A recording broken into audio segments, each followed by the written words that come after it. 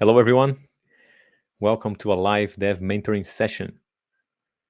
In those sessions, we help students of the iOS Lead Essentials program to solve any technical challenge they're facing in their journey to becoming complete senior developers. Today, we're helping our student Amir. Hello, Amir. Hello, guys. Nice to meet you again. Yeah, thank you for joining us again. That's our second session. Absolutely. Yes. It's my pleasure. Okay, so remind us, how long have you been a software developer? Now I've been working as an iOS developer for 6 years, and yes, moving on. All right.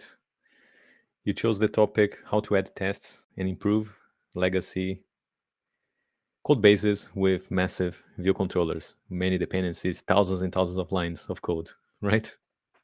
Right, exactly. Can you explain this challenge to us?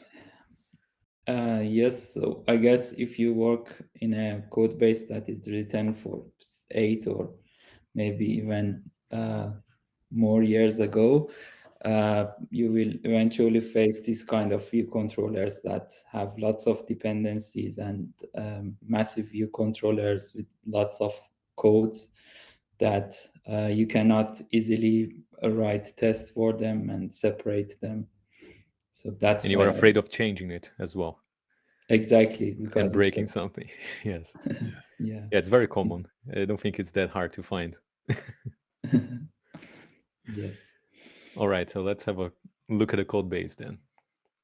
So you created just a simple project, right? This is not the actual project you work on because you cannot share the code, right?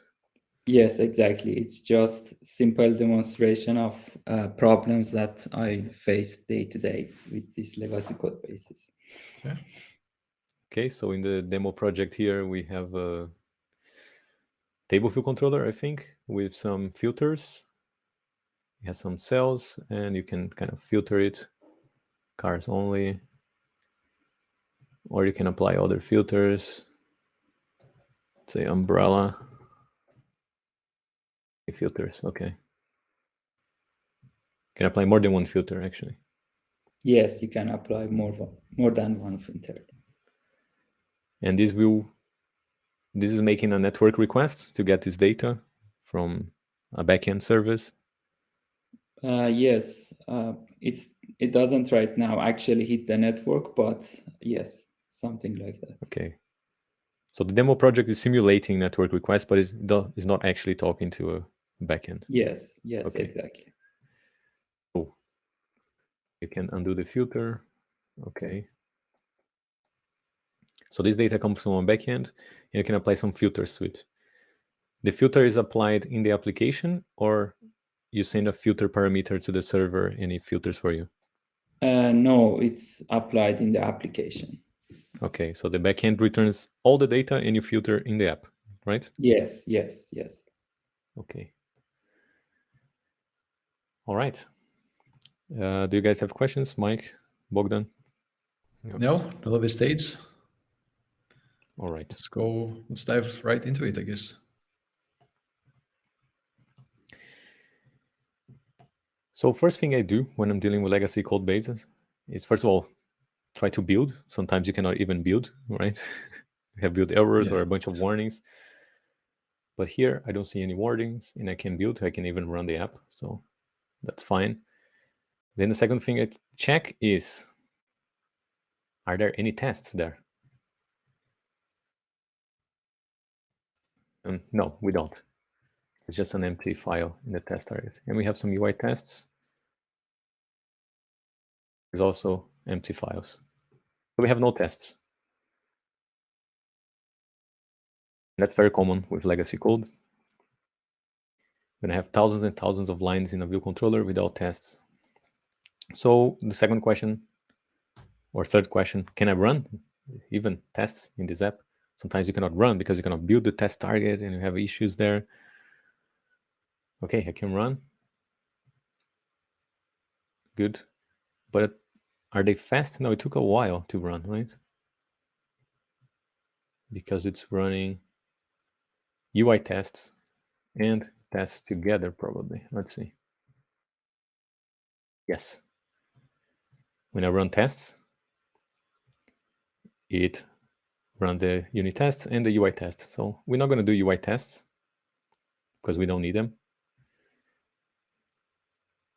which will speed up the test. Also, we can even disable the debugger while testing because we probably won't need it as well. We can activate if needed, but this can speed up the build as well. Let me run the test again. Ooh, much faster. So before starting anything, I want to have a clean project, a clean test target, and I want it to be fast so I can move fast. Right, that's the first thing when dealing with legacy code base. So, and commit, we made some changes here. So disable debugger and UI tests. Speed up development. Boom. All right, clean state now. Yeah. All right, so the project's clean. Now let's look at the code. Where should we look? Is there a specific view controller we should look at here? Yes, there is a add view controller that basically contains all of this logic. So this is the class that we want to test, right? Yes. It has 0 tests and has a bunch of behavior here.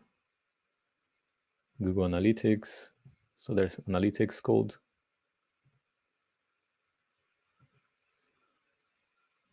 Filter changes, it's all applied here. Updates the UI, also manipulates the data, right? Applying the filters. Talks to a singleton shared instance network client to get the ads. And applies the filter. Okay, it applies the filter here after it loads the ads from the network client. Yeah, so the view controller is doing a lot, right? Apart from controlling the views and managing the data source and delegate protocols, callbacks. It also talks to network clients, and then when it gets data, it applies filters to it. It's manipulating data, is manipulating views and responding to delegate messages. Yeah, it applies the table view, data source, and delegate.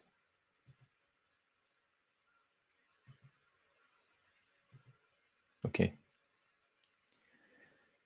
Another thing before we start is when I'm dealing with legacy code, if there's a part of the code base that is working, it's fine. I don't need to touch it.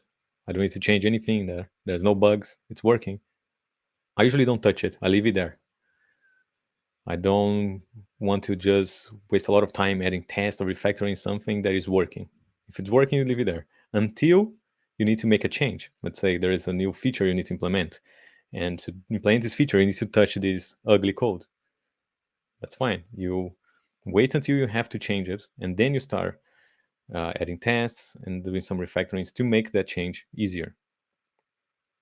But I don't want to go to my product manager, to my boss, and saying like, "Hey, I need 2 weeks to refactor and add tests to this view controller." Like, why? It's working fine, right? So if something's working, you don't need to touch it. Leave it there until you have to fix something there. There's a bug you need to fix, or there's a new feature to implement. Why? So we're not gonna add tests and do refactoring just for the sake of doing tests and adding refactoring. It's because there's a goal. There's a goal there. Like, oh, I want to add a new feature to this add view controller. Okay, and to add this feature is going to be hard because I'm afraid of breaking something, and so I'm going to add some tests to prevent me breaking something, and then I can add this new feature, and also I'm going to test derive this new feature. But there must be a goal. You just do it for the sake of refactoring, right? You refactor towards something. You must have a goal.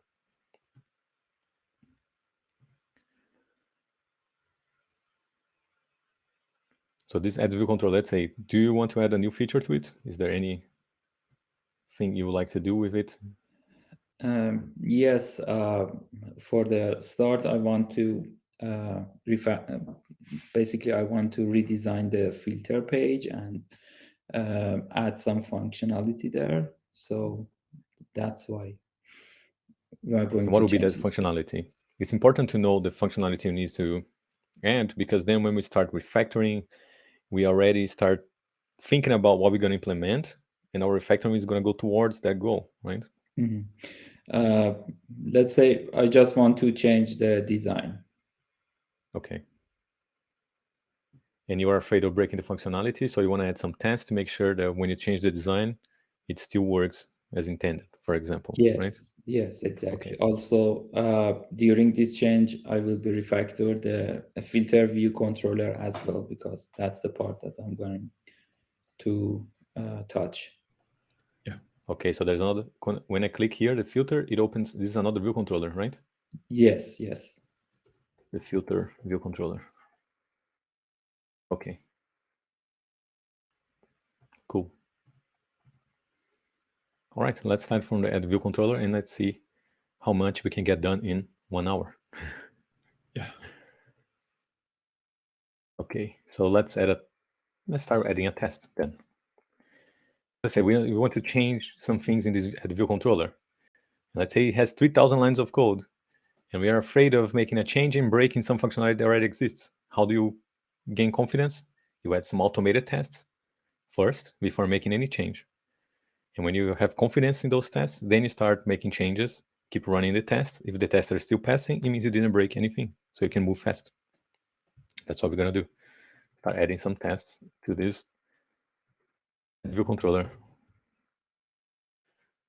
Add a test, add view controller tests.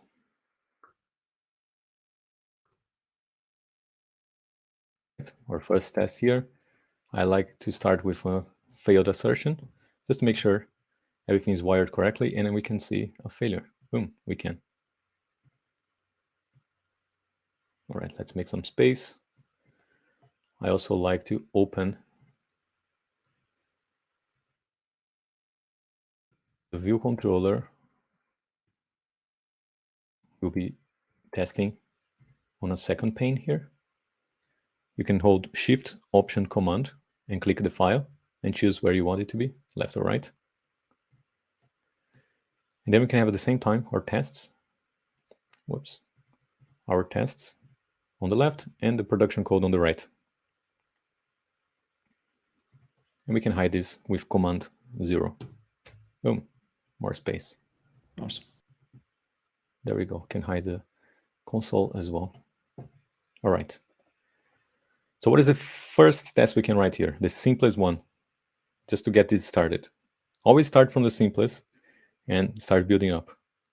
The simplest test we can do here, what is it?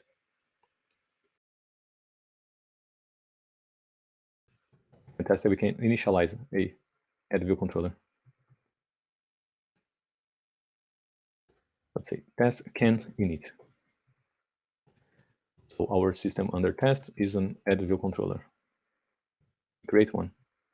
No, we need to import our module. What is the name of the module? Sample project. An internal type. So let's import as testable so we can access internal types. Okay, now we're missing arguments. So this is loaded from my storyboard then? Yes. Because it needs a coder. Okay, so we need to load it from a storyboard. Storyboard, which storyboard? Main. Main storyboard.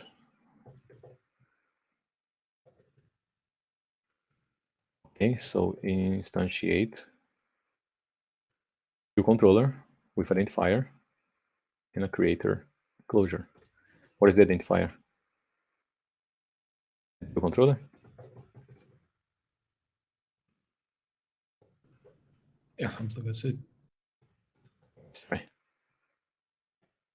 So now we can pass coder and filter text. Doesn't matter, right? It can be nil.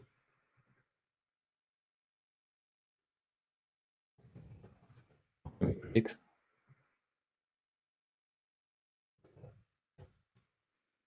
View controller. Yes, we can. So this is all correct. Otherwise it would crash if we set the wrong value here. Awesome. So far, so good, right? Just making sure we can instantiate a view controller in the test target. We don't need a return here. Any questions so far? No.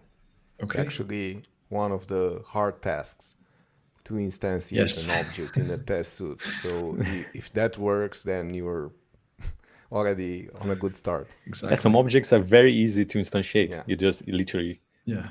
instantiate them.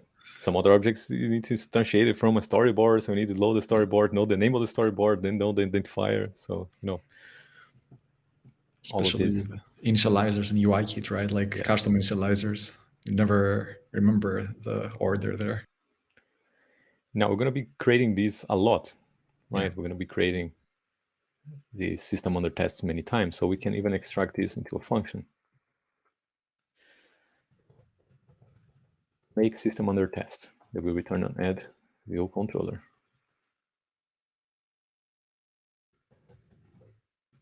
Return SUT. Okay. So now we can just say make SUT, and boom, we can create an SUT. But just initializing it is not a very interesting test. We already have the type system enforcing that for us.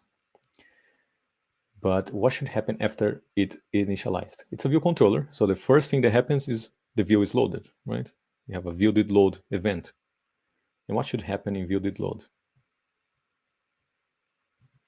Let's think about this. Let's write down a checklist of things we want to test. You start the view controller lifecycle starts a view did load. So first init, we already tested that.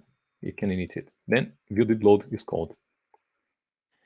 Now I like to check the default UI values at this point, right? Because the UI has some default values. Like what is, for example, you just loaded the view controller here.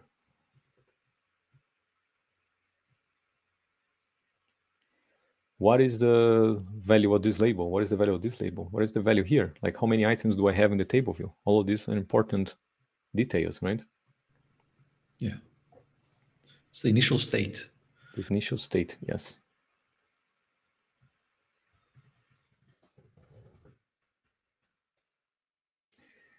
And does it make any kind of, does it fire any network requests on view did load?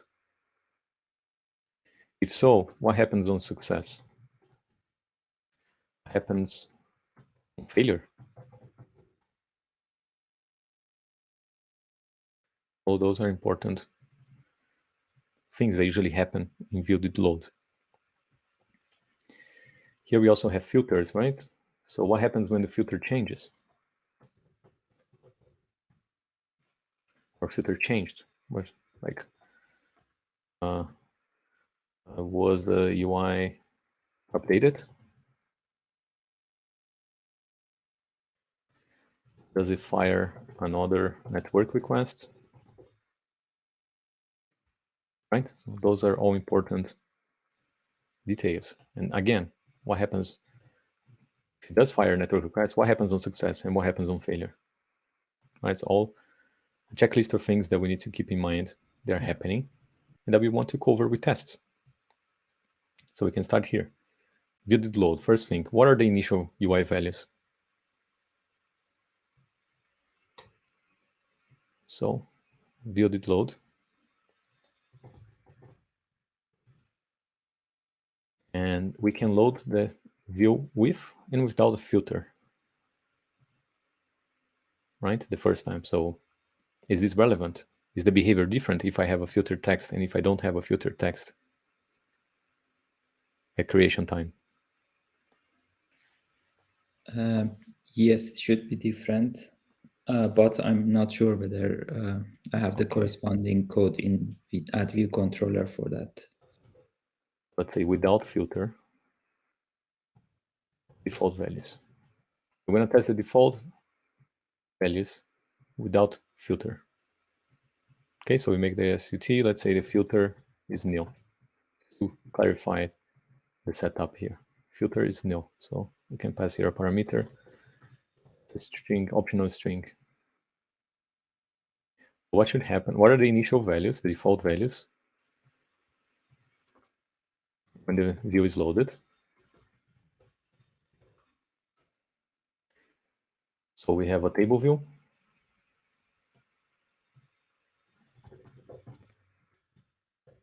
Say number of rows in section should be 0, right? We shouldn't have anything there.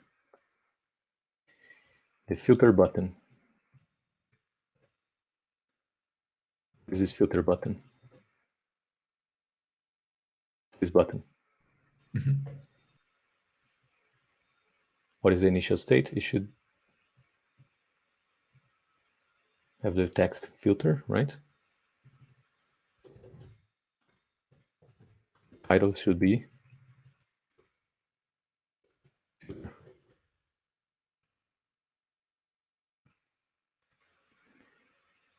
cars only button is this button, right?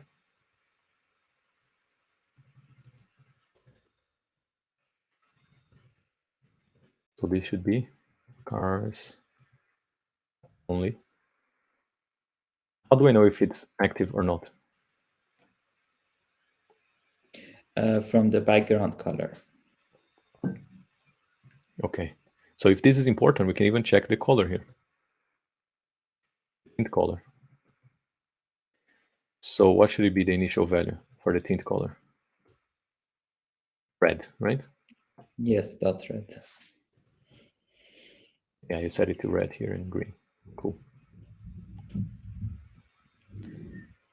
Okay, so this, and is this a label? Yes. Number of filters label. Okay. Number of filters label text. Should be what? 0 filters? Right? Yes, yes. Okay, let's run the test and see.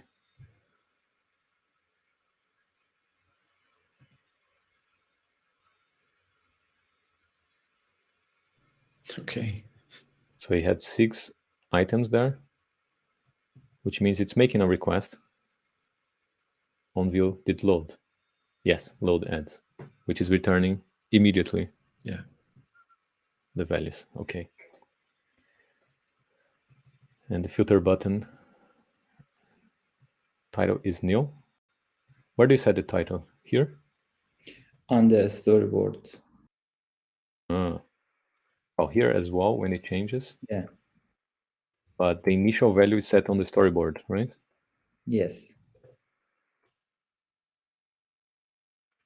Here. And this is using the new APIs, UI button APIs. Okay. So we can use the configuration then.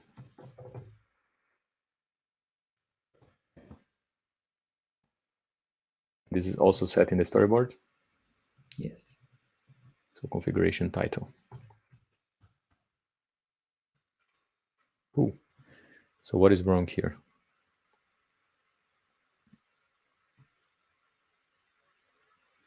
The color is not matching. It's almost. Yes. Yeah. Yeah, it has a 0.14. It's a different red. It's red, but it's a different red. Which means that the default value you have in the storyboard is not matching the value you're using here in the code when you change, when there's a click, right? So we can make them match to the main storyboard and make sure it's red. Where is the color? Here. This is not actually red. Yeah, it should be 0. Full red, 0, 0. To match what is set here in code.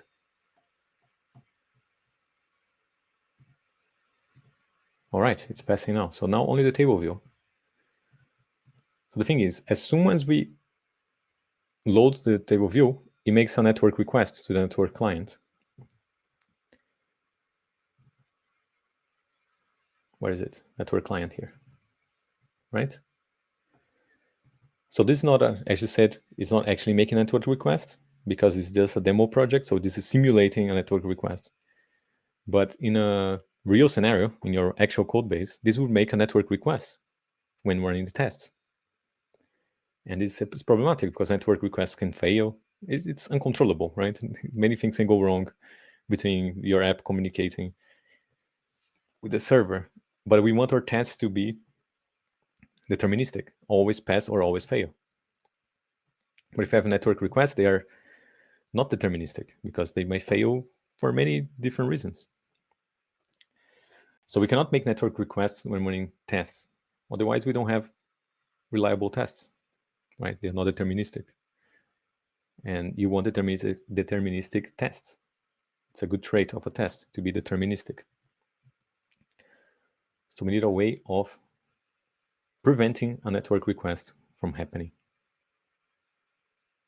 That goes for any request that can fail, by the way, not just network requests, right? Maybe database or, file system, something that can go wrong. Yes. So what we're going to do here is to replace this call to the shared instance. Just make a global call. I cannot replace this easily, right? When testing. It's a singleton and it's being used directly. So I cannot, from the test here, I have no control of that dependency, right? So there are many ways we can deal with this. The easiest one I like to do is to copy the signature of this method, which is a function that takes a closure as a completion closure, right? And then we can define at the class level a dependency like get adds. So I'm going to just paste a dependency, remove the label, set this as a type. Now we can say we have a dependency that loads search add models. And we can set a default value just so we don't change the behavior right now. Now, instead of making a call to a singleton that we have no control from the test, we call it from our property, get adds. Indirectly, we send a message to get adds here, the singleton, right now. But it's just a step towards this refactoring. So we didn't change the behavior, it's just extracted into a property. Instead of making a direct call, we extract it into a property that holds a closure. This didn't change the behavior, so it's a safe refactoring. Extract, call to closure property. Now, from the test side, we can inject here get adds the closure never completes, for example.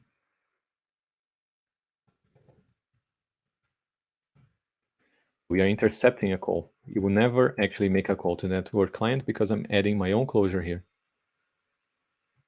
that right now does nothing. So we are preventing a network request in our test.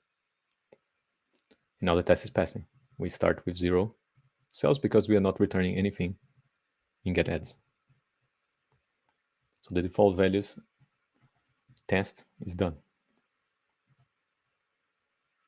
Does it make sense what we did here, Amir? Yes, exactly. Yes. Okay. Now we have another test with filters. Let's see what happens if we have a filter. Should be the default values. A filter should still be 0 right now. The filter button, should it change? Yes. The title to what?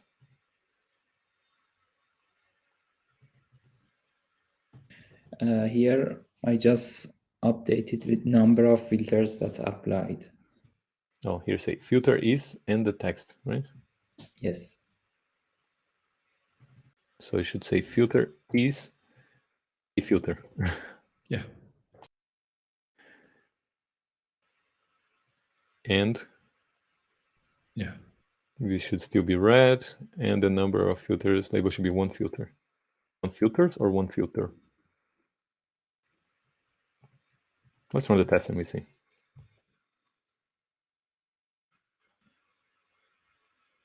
Okay, he did not apply.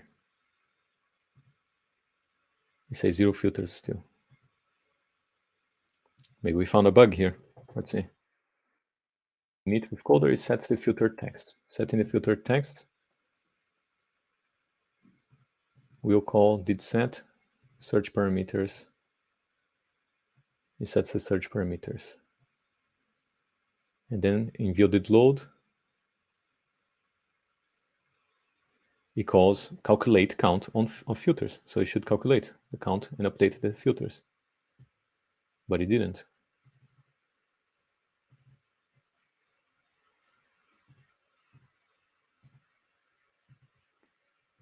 Okay. Where's the init again? Here.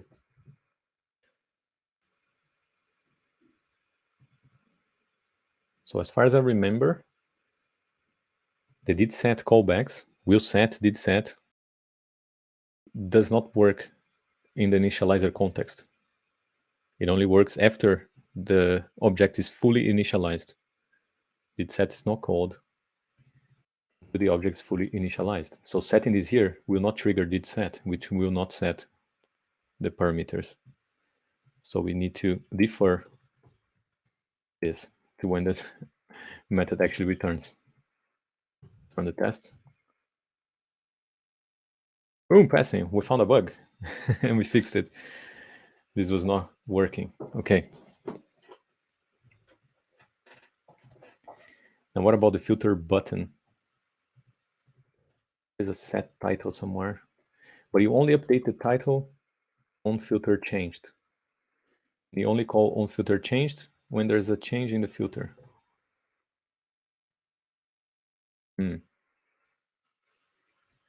So on filter changed is not called on initialization.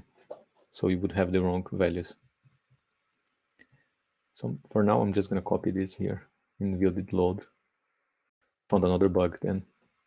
It would not show the right text here. Let's do this. Update the filter button.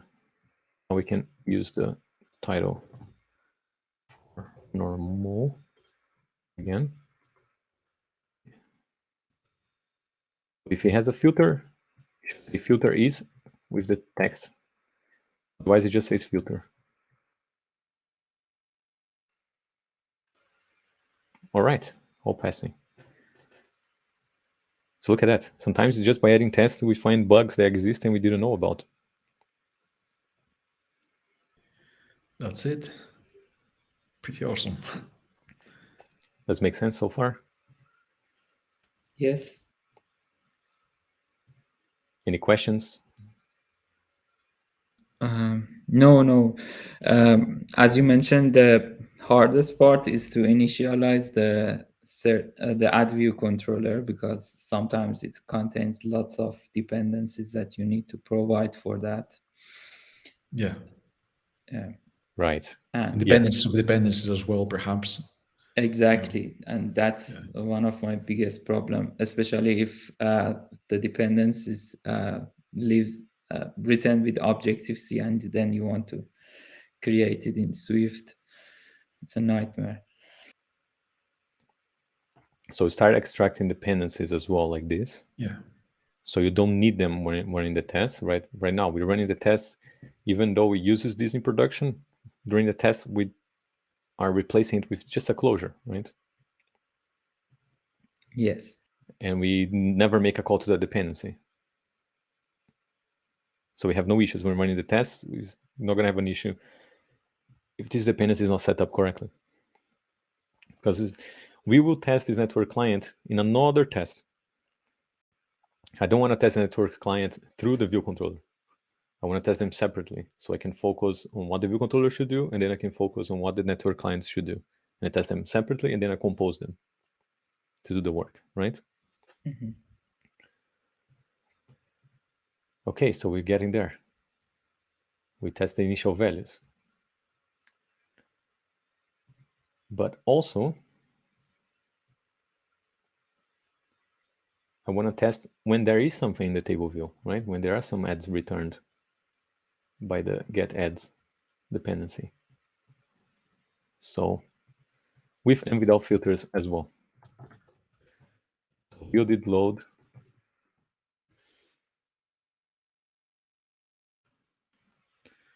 with filter, without filter first. Should load ads without filter.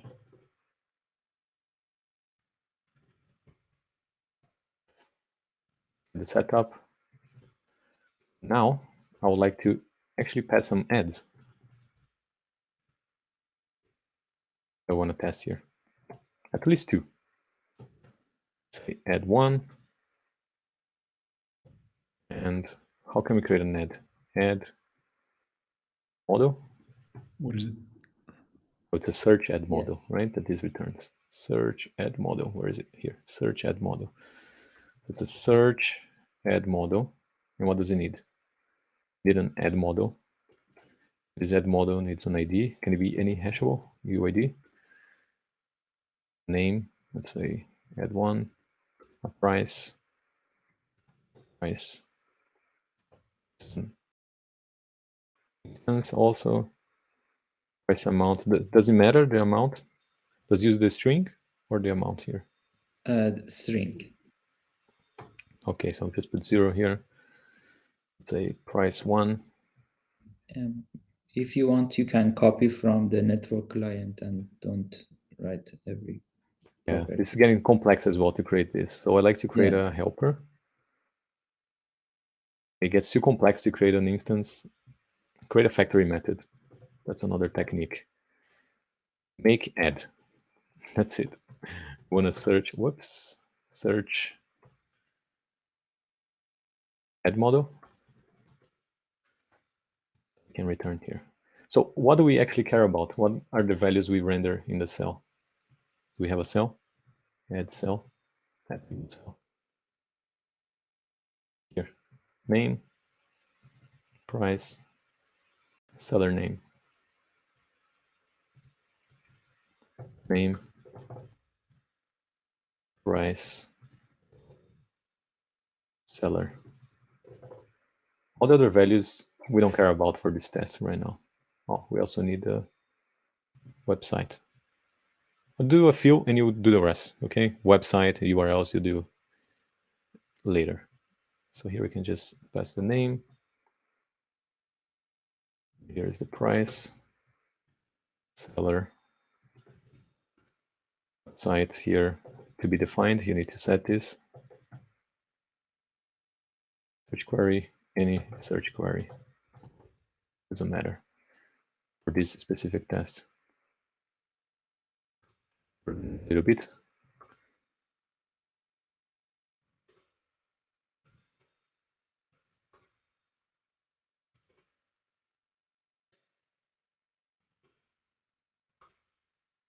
Ooh. Okay. Oh, our test can be much cleaner. Just say make, add with the name. Say name 1, price 1, seller 1. And we create add 2, 2, 2, 2.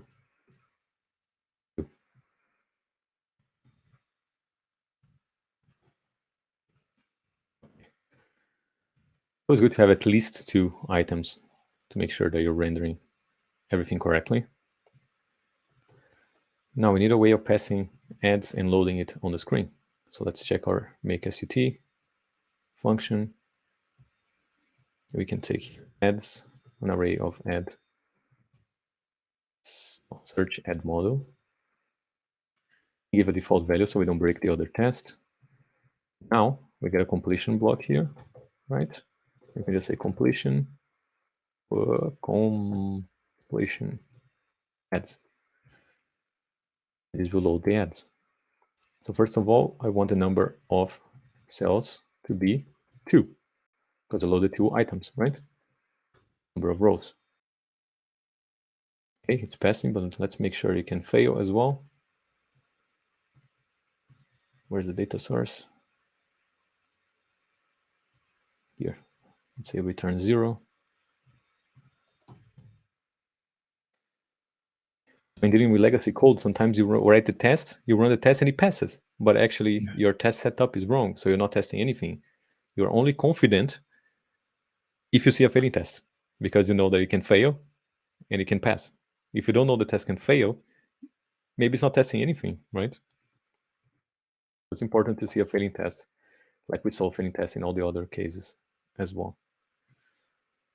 All right. But now I want to say, well, what were those values rendered on the UI? Let's see. Let's get the first cell. Get it from the table view, data source, cell, row at index path. First is 0, 0. That's the first index. Now we can check that. Also it needs to be an add table cell. Yes. We can say that the cell 1 name text should be name 1, because that's the name we pass here. What else? Price. Be price 1. And the seller should be seller 1. Cool. Do the same for row 2.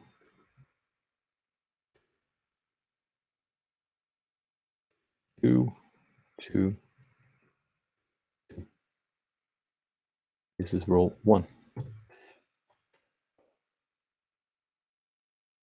Cool. Makes sense? Yes. Now we can make it fail by probably doing this. Failed. That's it. If you configure the cell, it fails. Which means you can start refactoring the code. And if you forget this by mistake, in the refactoring, you delete this line by mistake, you have a failing test. You can go there, undo your changes, and fix it. Yeah. I mean, that's the point here, right? Like documenting the behavior, what's happening, because we're not improving anything in the production side at the moment, but we are facilitating the improvement in the future, right? By documenting everything that's going on through tests. So it's a bit patience, like this stage, but it's very, very important if you want to move forward and, like refactor chains or even rewrite some parts of this class. All right. Now we can do a test just with a filter. Make sure the filter works.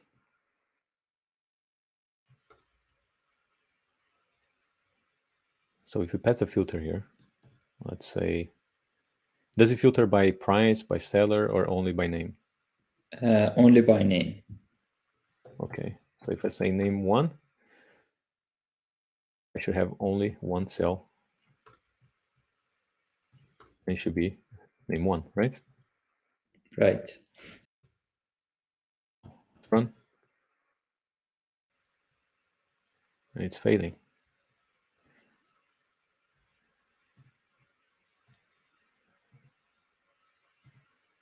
It's returning 2 and not 1. Are we passing the filter here? Yes, we're passing the filter.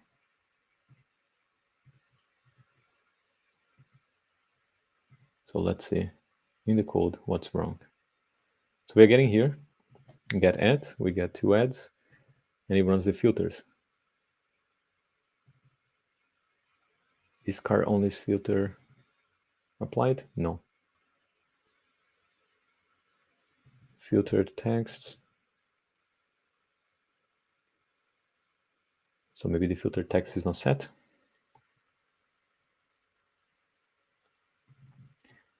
So now we need to activate the debugger to make sure the code is getting here. Maybe found another bug. So activate the debugger and let's see if we can get here. So we call load view if needed. What is the filter text? Nil.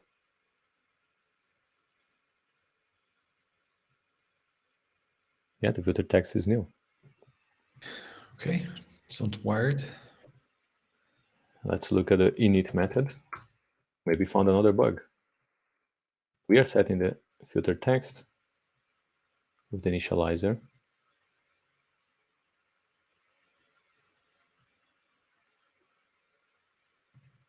Any chance, since it's deferred, it doesn't get set on time? It's set immediately after the function returns. There's a lot of time for it to happen. It's not async. It happens as soon as the function returns.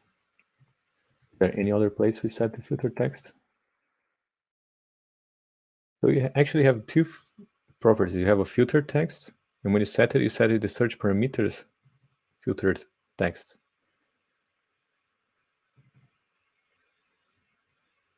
And what is the search parameters model? This is the filter text. Yes, this is the model that represents all of the previous searches that the user did in the other pages of application, and then transfer all of them to this page. So it's a class. Yes. Okay. Filtered text is not set. Why?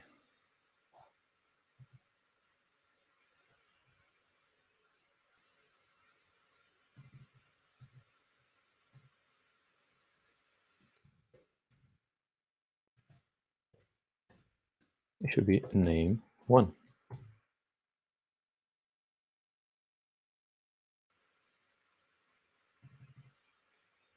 And it is. So it is set, the filter text.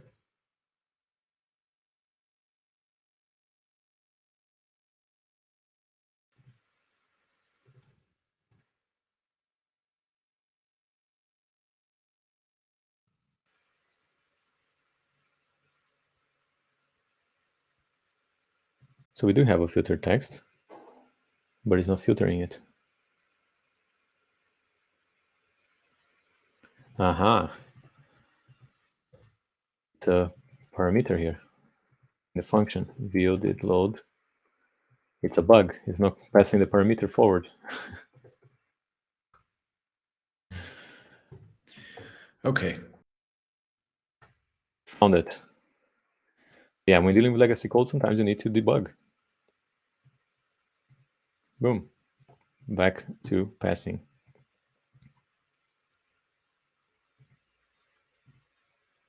All right. So from our checklist, we already checked the default values. Do check all the default values. Is everything? Yes, yes, yes, yes. Should we have a property here? What is this property?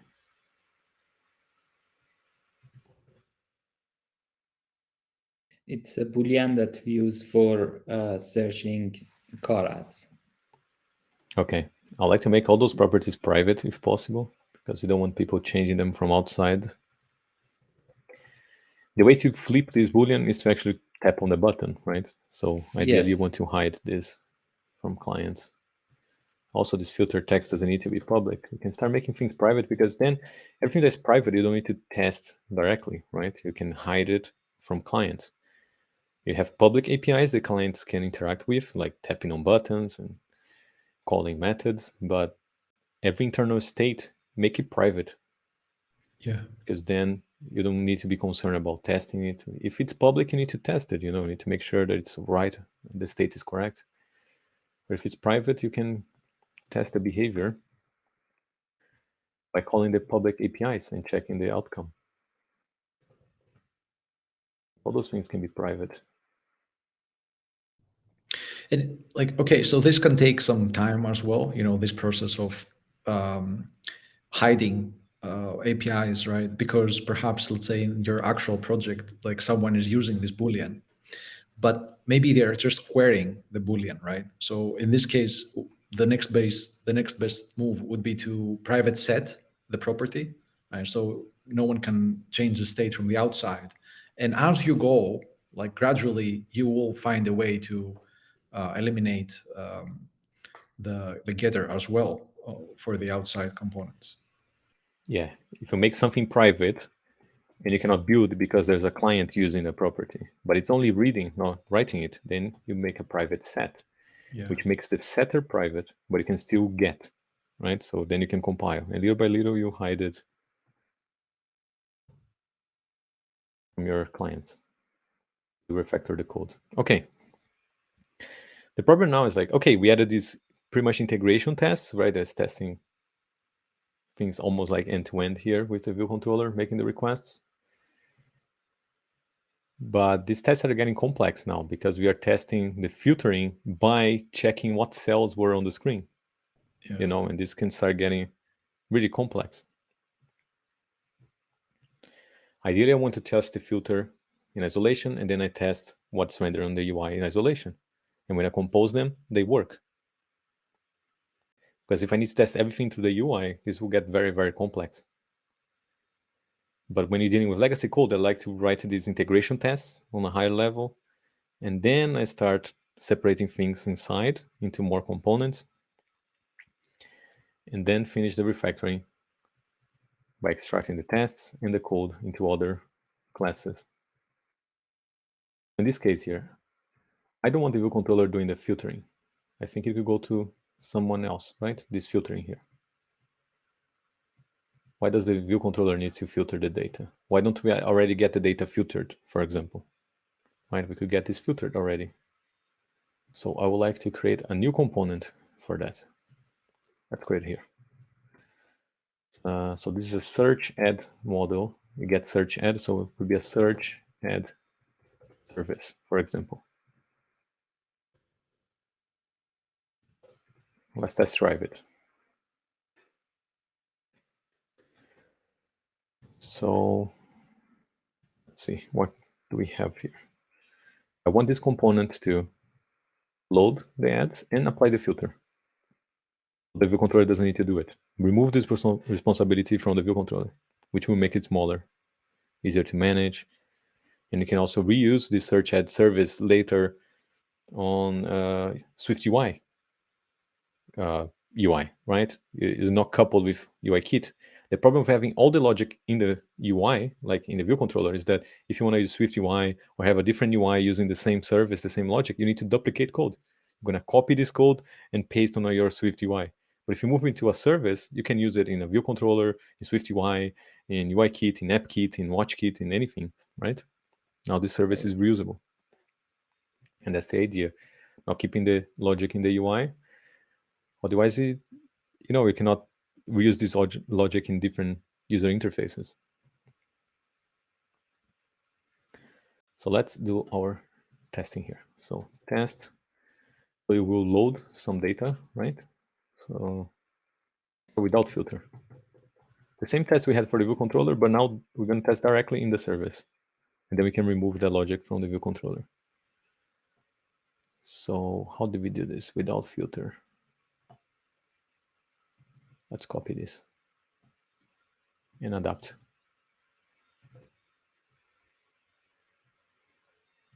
Okay, add one, add two. So let's move this helper outside the scope of the class so it can be used by the other class.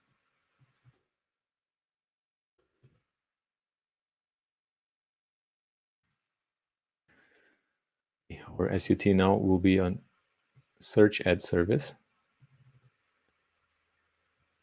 We'll start it with, let's say, a loader. I make SUT as well with ads and filter.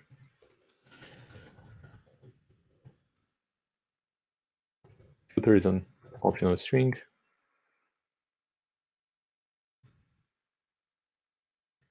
Ads is an array of ad search model.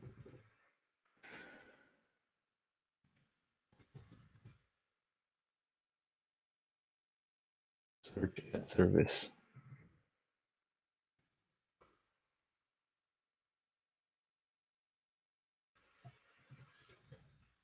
Our production class, just so we can compile here.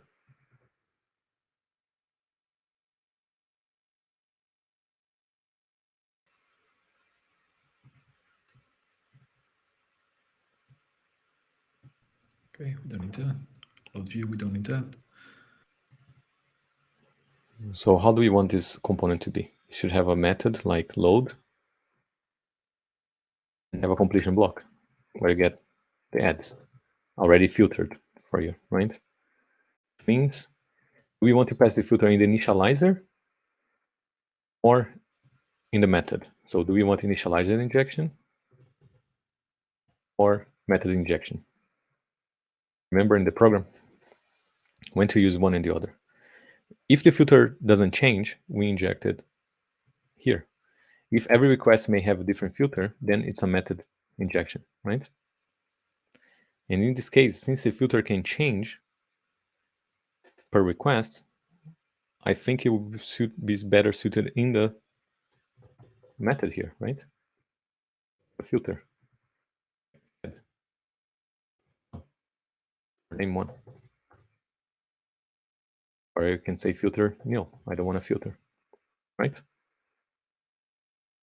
And it will return ads with a filter applied. If there's a filter, you should filter those ads. If there's no filter, you should return all the ads. So here we are designing the API we want from the test perspective as a client. Like, how do I want to use this component, right? That's why I like to test drive the APIs, because you were thinking as a client, how do I want to use this? Do I want to pass in the method, in the initializer? You know, you start thinking as a client.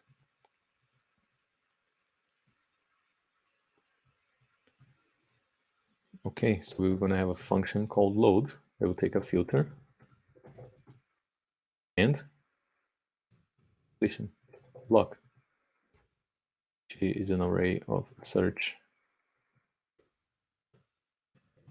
ad model, right? And returns nothing. You could return a cancelable if you want to make the request cancelable, for example. You could use a sync await if you want as well.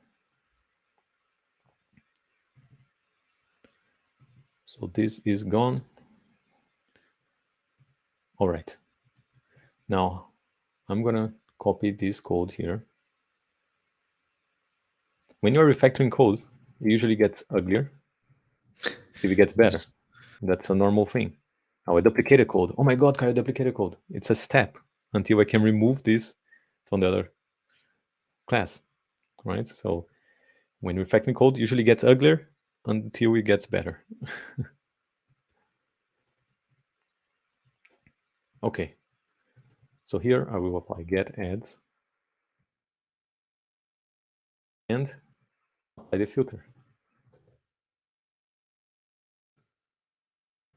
What should be the outcome here?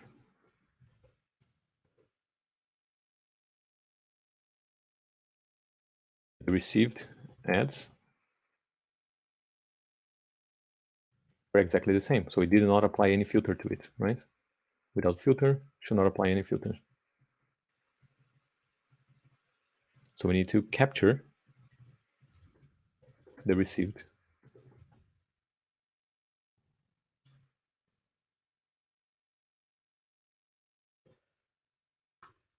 ads.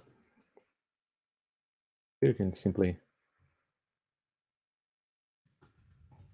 append ads to it. We're capturing the received values here. And then we assert that it didn't apply any filter. Make sense? Why you don't just assign the ads to receive ads and you plus it with whatever it has already? Because what if this method was called twice by mistake? Right? I want to make sure that, for example, I'll show you. Let's finish this and I will show you why this is better. We need to set here at ads be a closure with the completion was returning the ads we get here. Now, the search ad model is not equatable, but it can be, right? It's just data.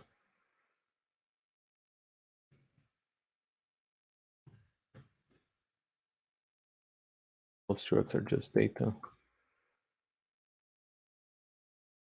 This is a class. Well, we can apply, we can make it equatable by just checking the pointer. If it's exactly the same pointer, triple equals, and say it's the same instance because it's the same pointer.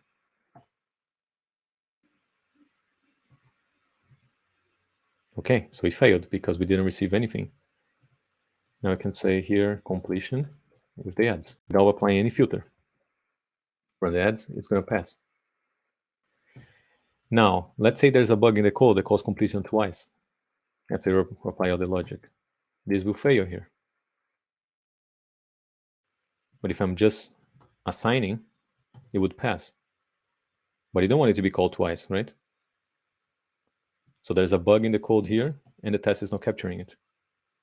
That's why I always append to make sure that I actually got precisely this, and not the last value I received was that. It's just a technique to make your test more reliable. It's an elegant way of capturing the values and having a call count as well, instead of having a int there. So let's say with a filter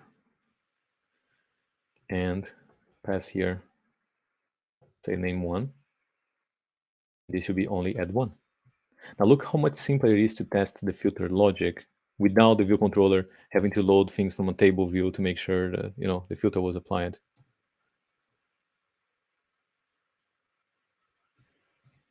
So now I can bring that logic here.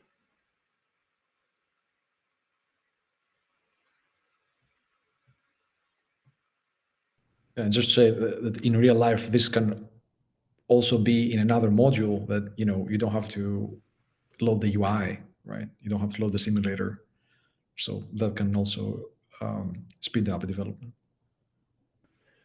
Okay, I'm gonna copy all of this. Yeah. And keep only what we need. So filtered ads. First of all, let's see. Let filter else. If there is no filter, we simply complete with the ads. We don't need to apply filters, right? We only do filters if there is a filter. Make sense? Just say return Yes. completion. We apply the filter. But now we have this cars only filter. What is this?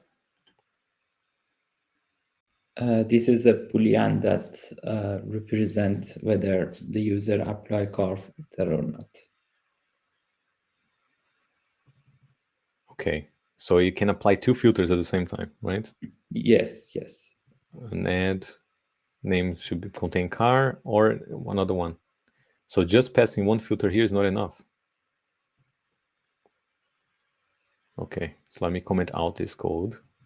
And what we can do here is to actually pass a array of filters. So the UI can pass 2 filters, 3 filters, whatever many filters you want. Instead of an optional, if there's more than one filter. So here, without filter is an empty array. Guard let filter.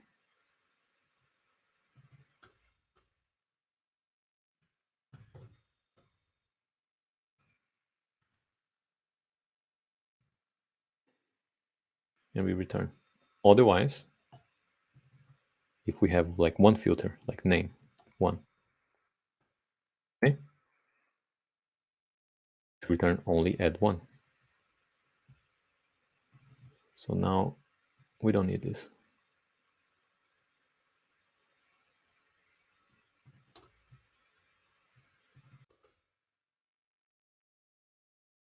What is the logic here?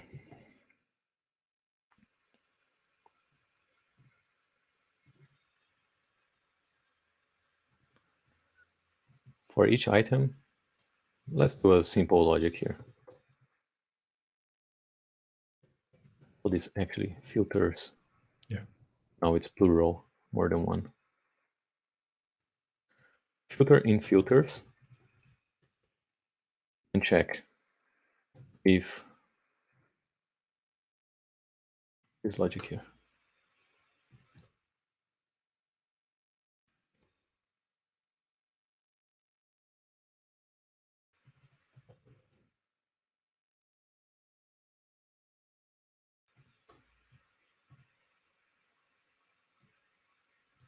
Make sense?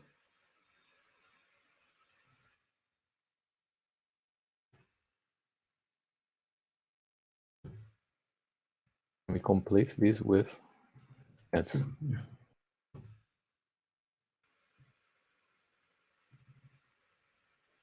What is wrong here?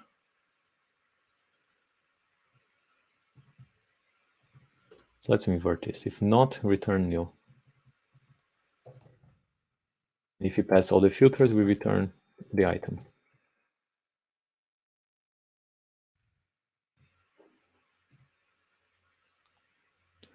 Okay, the compiler cannot know what is the return type here, so let's help it with an add search model. Search add model.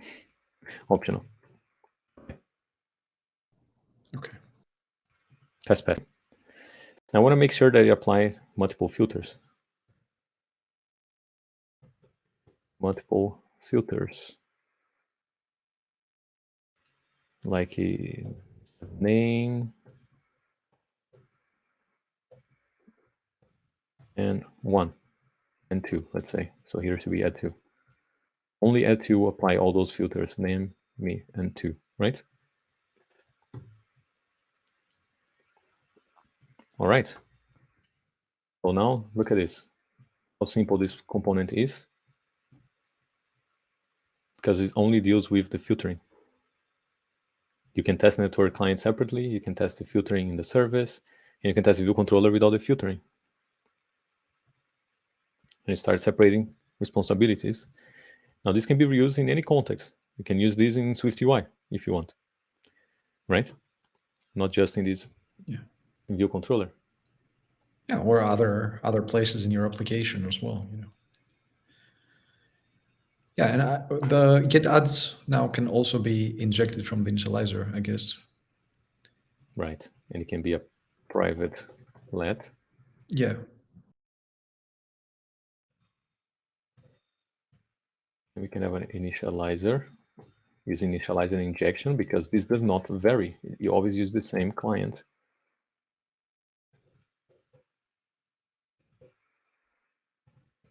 We just update our helper here.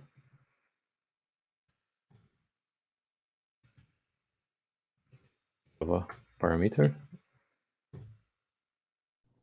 Yeah. It's let Of var. course, escaping because we're capturing it. Yeah. Yeah, and perhaps like a client or load or something like that might be a more appropriate name there. But yeah, that's a detail. Loader. We've used rename, but Xcode doesn't help. Yeah, one day. Okay, now let's make the view controller use this service. Clean up some logic here. Where is it? Now I want to get rid of these get adds here. And actually we will have a private let service.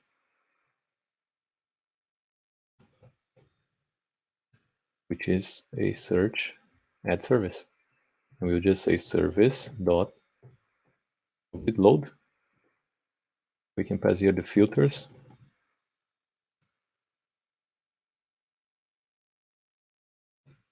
We already get filtered ads. We don't need to apply any filters. We just need to pass the filters here to the service.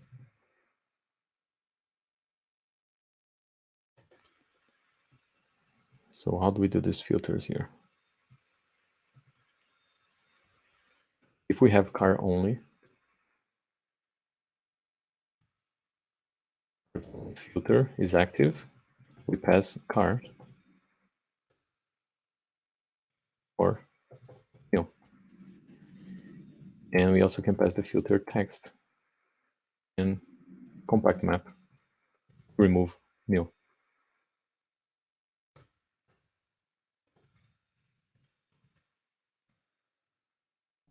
So I think we need a comma, yeah. Yes. All right, so now we need to pass the service in the initializer. Where's the initializer?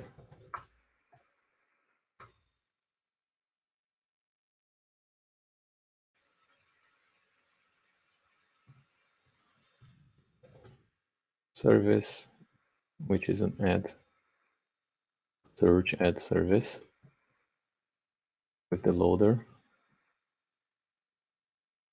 The loader is the network client get, was it shared instance? Shared, yeah. Yeah. Something like this. Oh, We have a default value. yeah. So we don't break. When dealing with legacy code, you always want to keep the default value so we don't break existing code, but little by little we start extracting that logic into the composition root. Self.service equals service. Okay. Now in the test, we need to pass the service through initializer injection. Let's set a search add service with the loader. Be this one. Even use the shorthand syntax.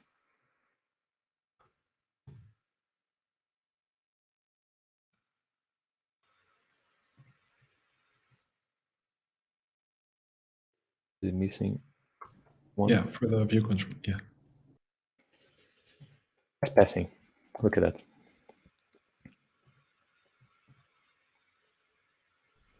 Awesome. Now we can extract this into another file.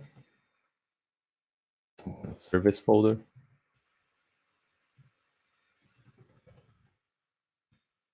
Depends how you organize your project.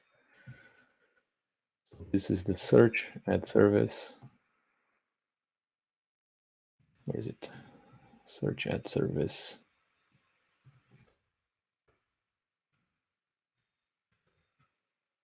Do you even need foundation? I don't think so.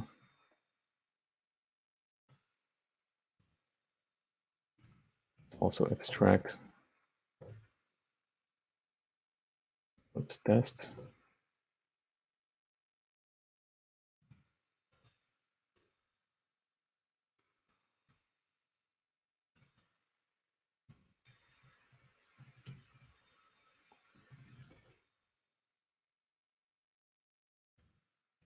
Boom. Whoops. We need the import. Testable.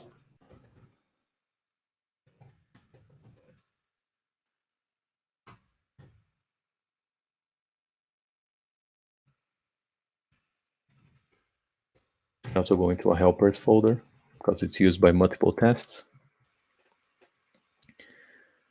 All right. And now what you can do is you don't need to test the filters through the UI anymore. Right. Whatever the service returns is already filtered. So you don't need to be concerned about filtering in the UI tests. Make sense? Because you already tested it in isolation. I want to make a point here, Caio. So I think it's very important that, Amir, you follow the steps that Caio did. So first, there was no service. So the only thing we could do was test through the UI. So we added a test to the UI. Every test was there, including the filtering. We know it wasn't ideal, but the tests were there. Then we were able to write a service with its own tests, replace it but still keep those tests on the UI. Because at that point, we know that we didn't break the filtering. So now, since we know it's safe and the test pass, we can look into, okay, we can remove those tests. They are suboptimal, testing the filtering through the UI. But it's very important that first we covered that behavior with tests. Otherwise, if you just go to like writing the new component and adding its tests, you may break something. No, because you're not checking the whole integration between the view controller and whatever service you're creating or other component. So this is very important to in legacy code bases where you want to preserve the existing behavior at all costs. At least I think you do. So for me, that's a crucial step. You can even keep those tests here if you're not confident yet to remove them. You keep them for as long as you need. Yeah. Until you are done and because you said you have like a code base with like view controllers with more than 3,000 lines, 5,000 lines of code. So it will take some time until you actually clean out everything. So until you are actually happy and confident with the code, you keep those tests, integration tests there. We actually have a question here. Do we need integration if we already have UI integration tests? Until you have confidence that you can remove them, yeah, you keep them there. They keep you this, gives you that extra confidence that, okay, things are working in isolation, but also working in integration, right? With legacy code, that's important. Especially if you have like threading involved in all these cross-cutting concerns. But that's the process. Those are the steps you can follow to test any code at all. First, you add the tests. Don't change the behavior. Add the test first. Once you have the tests and you've solved the failing tests, right? Comment it out production code to make sure the test fails. You're confident. Okay, this code is actually testing what I want to refactor. I want to extract this code into a new class. Okay, then I extract the code. I keep that test still in integration. Then I tested all the new component in isolation. And then I compose everything together and make sure that all the tests pass, even the integration tests. Fantastic. Now I'm confident everything is working and wired correctly. Now you can decide to remove the integration tests if they are not needed anymore. But that's the step. You write the test first before you make the change. And as you write in tests, you may find bugs. Like we found a couple of bugs. Like the color was not matching the storyboard color in the code and the color setting code. There was a problem with the deferred property not calling did set and breaking the behavior. A string was also not set correctly in view did load. So all those things, maybe you uncover some bugs along the way. But don't change the behavior unless you have a failing test. You have a test in place, right? Yes. And when dealing with dependencies, we have a question here, which is the same question you had. Can we apply the same technique if a massive VC is overwhelmed with dependencies? Yes. That's it. The first step is to start extracting those dependencies into something you can replace during tests, like a simple closure or a protocol. How do we do here, dude? Like the get add service is talking to like a complex dependency through a singleton instance, right? Where is it? In the services. In the service. Yeah. But we are hiding it, right? With a closure. Now we can even remove this here. We need a default value. Boom. So step by step until you can hide that singleton from your clients, right? And you can inject anything here. You can have a demo app that actually has some hardcode data, or you have something that talks to actually a network client. So you have more options where this data is coming from. Maybe it comes from a database, right? It is not required to be a network client anymore. It doesn't need to be a global instance as well. And you can test the filtering now in isolation. And we even changed the design to actually accommodate multiple filters, right?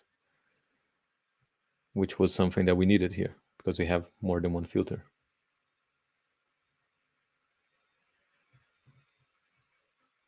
Now, it will take time with a legacy code base with many dependencies. Let's say you have like 20 dependencies in a view controller with 5,000 lines of code.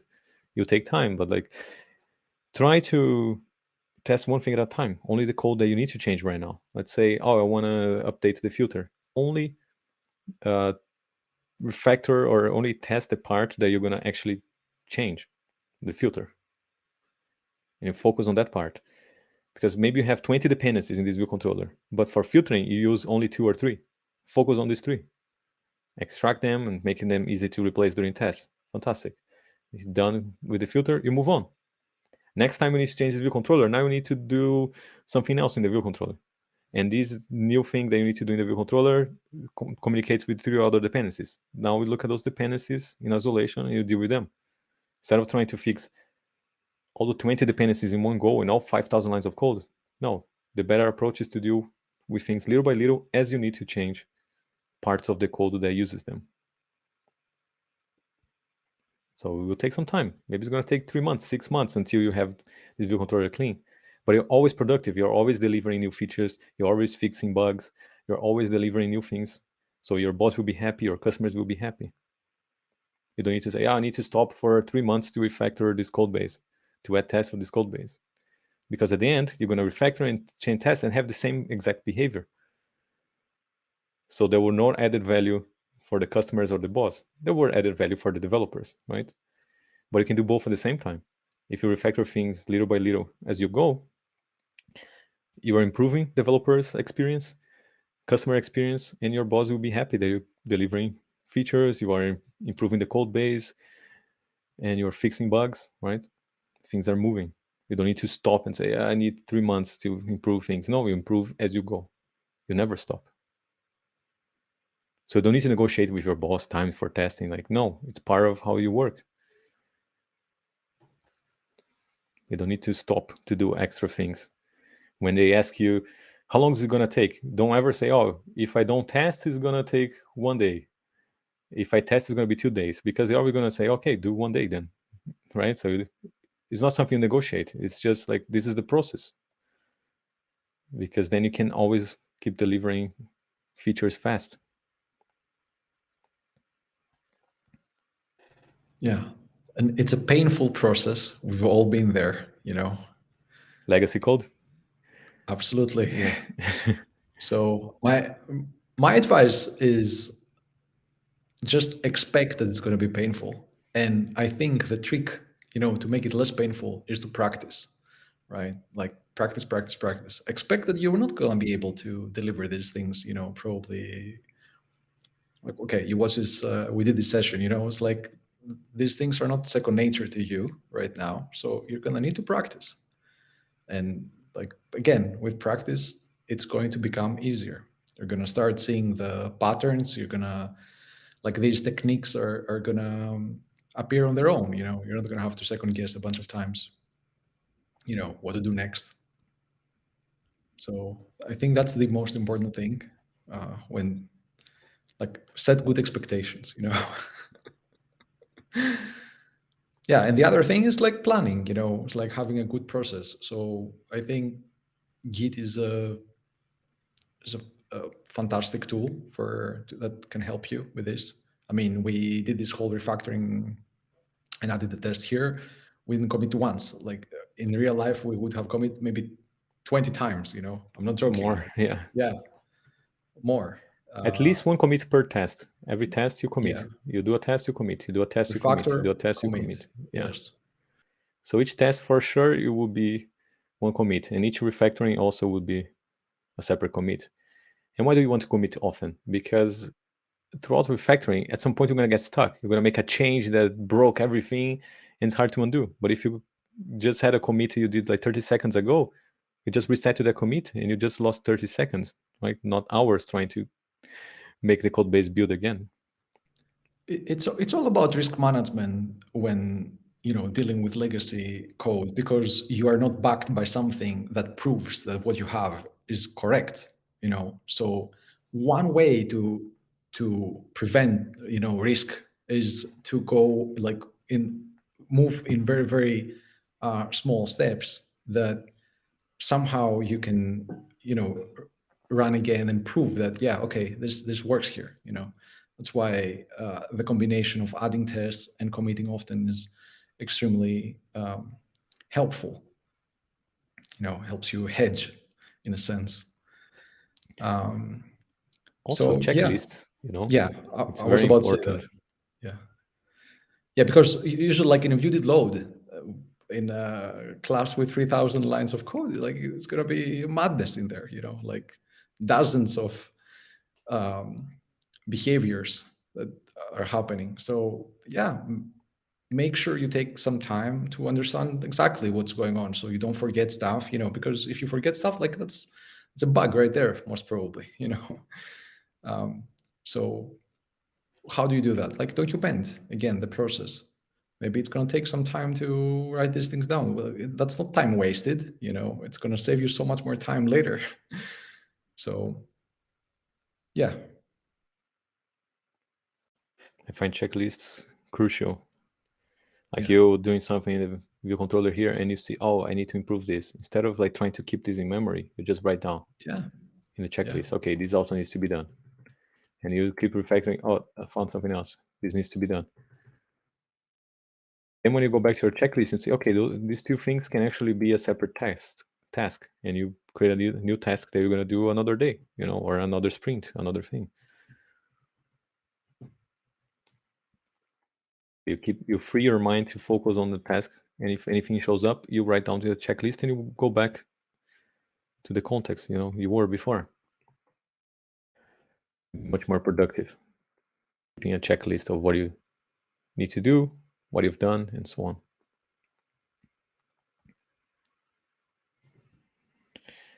Now you need to practice. Apply everything we did here. I recommend you go back to the state your code base was before our changes and apply all of everything we've done here. And the extra properties that we left as homework. Follow these principles here. And practice with this code base, a safe environment, not work with deadlines. And when you're more confident with your skills, then you start applying at work as well. Yeah. Or if you have the time to practice at work, why not? Not everyone is under crazy deadlines, right? There are some lucky ones out there. Absolutely. We left a bunch of things there, like the analytics tracker, just try it out, like exactly the same steps. You've learned a bunch Exactly of the same techniques steps. in the program as well for intercepting messages, like this sort of thing. Just give it a go. And come back for another mentoring if you need one. Yeah, thank you so much, guys. Yeah, thank you, Amir.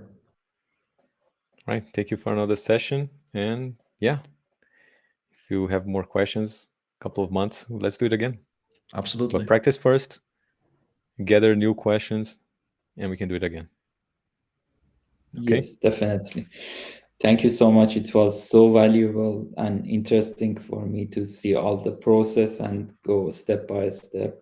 As Bogdan mentioned, it's very important to keep the process as the same that Caio did and backed up by test. That's very important. That's it. That's it. Awesome. Awesome. Okay. So yeah, bye, Amir. Take care. See you next time. Thank you. Bye. See you. Bye. Bye. I'm checking some questions here in the chat. Hello, guys. Hello, everyone in the chat. Wow, look at that. MVC without tests. It's my current project. Yes. It's very common. Learn to embrace it, because there are so many projects, there are so many good opportunities that if you know how to deal with legacy code, it's not a problem. It's an opportunity. Yeah. Because no one wants to touch legacy code. So there's a lot of opportunities. Like there are great projects you can, work in because no one wants to, because they don't have the skills to do it. If you do, It can be very rewarding, financially even. Absolutely. There's Yes. some big projects out there that can make a lot of money helping them. Yeah, and I think it starts with the attitude, right? If you're scared of the legacy code, then never gonna put it on the test and tame it. So just think like, okay, maybe this is not so hard with some techniques. I mean, you learn along the way, right? If you have the right mindset, you won't do all the perfect refactorings and tests from the beginning, but it's a process. Like you learn, you see something. Yeah, the good about refactoring is that there are steps, right? You can reproduce. Like it always works. If you know how to do them, it always works. Yeah. They're like predictable steps. Yeah. Why load view if needed is required to be called in test to trigger the view did load event, which triggers then all the behavior that happens here in view did load. But if we will change the UI later, why do we need to write tests for the initial state? Won't we see failing tests when we change the UI and then we have to scrap the test? That's the problem. If you're saying this, it's because you're not following test-driven development. If you're following test-driven development and you need to change the UI, first you change the test, you see the test failing, and then you change the UI. So your behavior is always covered. But if you're fighting the tests, the tests are always in the way because you want to make changes without changing the test, then you have a problem. The test is there to help you make sure that your code base is covered automatically. You don't need to be checking things manually, loading the screen, checking, pressing buttons. You can do automated automatically. You run the test, and in 0.01 second, you know that your code base is working without having to run the app and tap on buttons. To do this, you need to have the discipline of always doing the tests first, even when you're changing code. If you need to change code that is already tested, you will change the test for the new behavior you want. You're going to see a failing test, and then you make the test pass by changing the production behavior. And that's test-driven development. That's how we recommend you develop software. Is there a reason for creating a variable with the method signature instead of a variable to assign the singleton instance? All right, so let me close this, open the search service. For example, here, we could make network client and inject it like this, instead of injecting a method through a closure, right? That's the question. Why inject a closure and not inject the instance of the class? First of all, when dealing with those dependencies like client, network client, sometimes you cannot subclass them to mock them, for example. You want to create a mock, you're going to subclass the client. Sometimes you cannot do it. Or it's hard to do because it has hundreds of methods and you're going to have to override most of them. You don't know which ones to override or not. So it's much simpler to limit the scope. Maybe this network client has 30 methods. I only care about one, get adds. So if I only care about one, what is the simplest thing I can do to mock one method? A closure. So it's about simplicity. A closure is a single method that I can inject. I don't need to be concerned about the complexities of this component. I only care about one method, so I'm going to inject that method only. But if I pass the network client, this network client may have many methods, and I have to mock all of them, or what should I do? I don't know. It depends on the case. So it adds too much complexity to the problem. A lot of time. When I pass a closure, I don't need to think about it. It's a single closure. Make sense? Let us know. The closure also acts as a boundary for that type, right? Which means it is not coupled with whoever implements that signature, that boundary. In this case, the network client, right? Which means like the network client can be in another module, right? And the search ad service can be in another module, and you don't have a strong dependency between these modules. So that's also, we are not coupling the service with the provenance of the data. Yes. If we use a closure, it can come from a network client, it can come from a database, it can come from just like some hard-coded values, right? Yes. But if you pass it to a client, it must be a network client, right? So it's more open for extension to use a closure or a protocol as well. Protocol with a single method. Yeah. It's the same as using a closure. Just as the closure is like less code, maybe save like one line of code. Yeah. Yeah, sure. Yes. You save many lines in the test site as well. And you have to Yeah. set it up. Of the conform and stuff like that. Closure is just you input a closure and you're done. Also, this is a singleton, and usually a singleton can only have one instance, so you cannot mock it with another instance. You cannot create another instance of it, which is another thing. Like this comment is saying, yes, if this is a true singleton, meaning that the initializer is private, we cannot just pass here the instance, because there's only one instance we can pass here. We cannot ever create another instance because it's a singleton. It's not possible. That's why a closure is simpler in this case. Does it make any difference to write defer to the last line of this function or before? In this case, it does. I'm going to show you why. Where's the init? The defer in the initializer, because it uses self needs to be initialized. Yeah. Otherwise, you're going to compile. In this case, it matters, the order of the defer. In other cases, it doesn't. But because we use self inside the defer, self needs to be instantiated before you define the defer. Make sense? Because it accesses self, and self is only fully initialized after the super init is called. So in this case, it matters. Otherwise, self is not fully initialized, and you cannot use it. That's it. Bye all. Bye, y'all. Bye.